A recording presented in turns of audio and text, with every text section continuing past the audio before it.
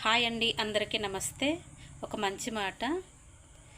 అమ్మాయికి పెళ్ళయి ఒక బిడ్డ పుట్టిన తర్వాత అదృష్టం బాగోలేక భర్తకి ఏమైనా జరిగితే మళ్ళీ మీకు పెళ్లి చేసుకోవాలనిపిస్తే పాపని మాత్రం ఖచ్చితంగా అనాథాశ్రమంలో వదిలేసి పెళ్లి చేసుకోండి.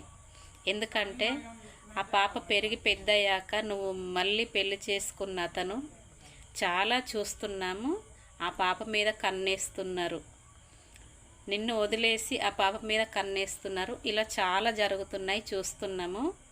దయచేసి బిడ్డ ఉండగా మళ్ళీ పెళ్లి చేసుకోవాలనిపిస్తే మాత్రం అనాథాశ్రమంలో వదిలేసి పెళ్లి చేసుకోండి.